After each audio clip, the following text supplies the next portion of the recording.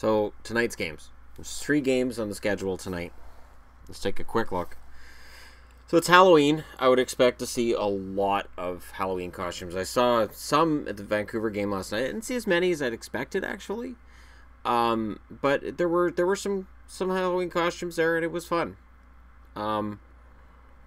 The funny thing was, for anybody who was at the Vancouver game last night, how many times did the cameraman show the girl in the Harley Quinn outfit? Like 8. I'm like, okay, we get it. She's dressed as Harley Quinn. She's cute. You can show other people in the crowd, though. It was kind of funny. I know if you're watching on TV, it's highly unlikely she would have shown up on television more than once. I know the feed that we see on the Jumbotron from inside the arena is different than what you guys see on TV. I just thought it was kind of funny. Anyways, Vegas. Vegas tonight's in New York against the Rangers. Vegas is coming off of a loss, and if Legacy's the starter, I don't think I'm going to be able to load the game page. Let me just pause that and look that information up. Okay, so yeah, I'm looking at it. Yeah, Legacy's starting tonight, so he's the 4th goalie used, but you know, the slide is real.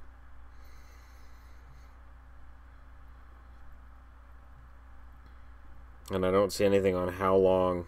God, Dylan Ferguson's the backup now. I saw Ferguson play in the preseason game against the Canucks. He's a half-decent goalie, but he'll get eaten alive by NHL talent during the regular season.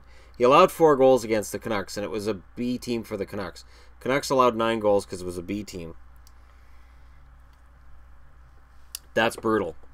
So that could be an ugly game. So Rangers fans, you might end up feeling pretty good after tonight. Just remember the Golden Knights are now officially into their last goaltenders in the organization. This would be the equivalent to, I think Joe Canada is still in the Washington organization. I don't know. But it would be like having Joe Canada as a starter for Washington. It just wouldn't work.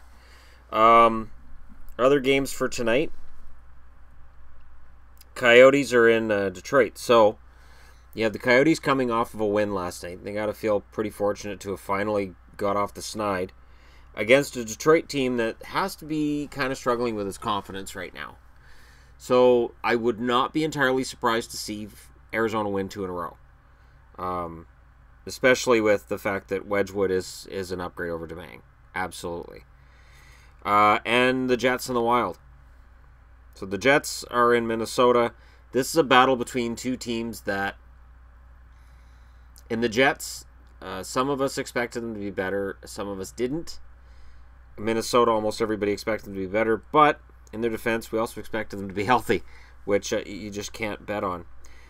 In news of the day, Nolan Patrick's placed on injured reserve because, of course he is, with an upper body injury, because of course. Before the season started, I said, well, you can't call a guy injury prone, based on juniors, and maybe he'll be fine in the NHL. Nolan Patrick then got hurt during the summer, and now he's hurt again. So there's 2 things with this. Either it's a nagging injury, which is a problem, or he just takes injury after injury after injury, which is a problem too. He skated before practice, though. They've called up defenseman Will O'Neill from Lehigh Valley. Never heard of him. McDonald's listed as out to 4 to 6 weeks. So it's an injury issue for a number of Flyers right now. Lundqvist is looking to move up the wins list. The Islanders are upgrading their practice rink. Okay, well, they need to upgrade their regular rink, too, so I'm not going to take heed of that until then. They talk about fantasy. They have an interview with Ken Danik on here. I'm just using the NHL app on the phone. Just see if anything happened last night that I hadn't seen. Yeah, and then here's about the Golden Knights. Golden Knights now have more injured goalies signed NHL contracts than they have healthy ones. Dance suffered a low body injury after allowing a power play goal at 14:50 the second period. Maxime Legacy, the 4th of Vegas' 5 goalies signed NHL contracts, made 7 saves on 11 shots in what was his NHL debut in relief of Dansk. It's insane. Now, I haven't heard whether or not George McPhee is hoping for that #1 draft pick, so he's silently sniping goaltenders from the stands, and they keep getting good ones. But I will say this: Marc-Andre Fleury, top-notch goaltender. Malcolm Subban, first-round pedigree, potential was always there. He just wasn't realizing it. Oscar Dansk, I believe he was a second-rounder for Columbus.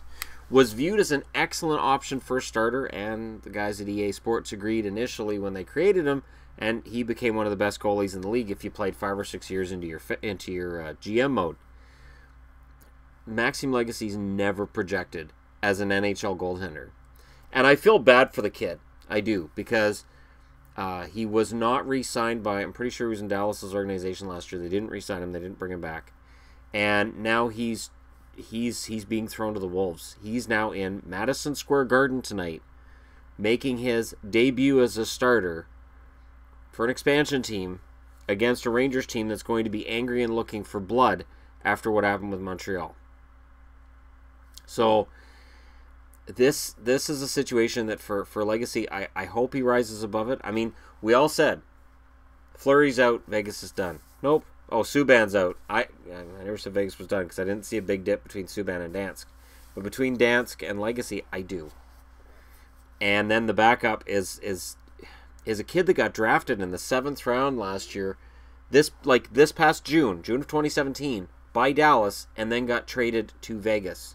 If that trade didn't happen, Vegas would have to go out and get an emergency backup as their backup. Vegas is this close to calling around and seeing if guy like Marty Biron wants to come out of retirement for a night. And as crazy as that sounds, you know, these kinds of emergency calls happen. And, you know, we'll see what happens. But hopefully Vegas's goaltenders stop getting hurt. It's so weird. This is so strange. That's why I haven't done a video on it, because this changes all the time. And I really thought that Vegas wouldn't be in this position. But yeah, Legacy is not... He's probably a really good kid. I'm not going to say a bad word about him. I'm not. It's not his fault that he's in this position. And it's not Vegas's fault. This isn't something I could put on McPhee. He had 5 goalies under contract. You don't look at October 1st and go, well, we've only got 5 goalies under contract. What happens if 4 of them get injured? Or 3 of them get injured? You know, just a few weeks ago, we're talking about how, oh, he's got too many goalies. And the funny thing, too, is we can't look at this and go, well, if they hadn't traded Calvin Pickard, what's to say Pickard wouldn't have got hurt, too? These are freak injuries. There's no reason to think Pickard wouldn't have got hurt, too. Pickard might be sitting in the Marlies going, geez, at least I'm not in net for those guys. At least I'm not hurt. At least I can still play. I might be at the American League level, but I'm still playing and I'm still getting paid my NHL paycheck. So Pickard might be completely fine with the situation right now in light of what's happened in Vegas. So let me know what you guys think about this crazy, crazy Vegas situation and about tonight's games. And again, I think tonight's games, I'm anticipating a lot of scoring, but I'm starting to think scoring isn't going to drop this year, which is weird, but I'm starting to think it isn't going to drop. For instance, the game I watched last night, which was Dallas beating Vancouver 2-1 in overtime. In the third period, if not for Ben Bishop and Jacob Markstrom playing great, that game easily could have ended up being 4-3 in overtime rather than 2-1. And it was scoreless after 1. So, you know, it really offensively, it was there in the third period. And there were times where I was drawn out of my seat thinking a goal was coming and then it didn't happen. So it takes a lot for me to get drawn out of my seat, and I got out of my seat a few times last night. So good on that game for being able to do that. Let me know what you guys think. Hit like and subscribe if you're browsing your way through. And once again, just in case you hadn't watched the other videos, I am wishing everybody a happy Halloween today. This marks the official end of October, the beginning of November, and the beginning of Christmas in your face, everywhere, all the time. Although it's already been in the stores for the last few weeks. It's so weird. Christmas lights at the beginning of October. It's just strange. All right.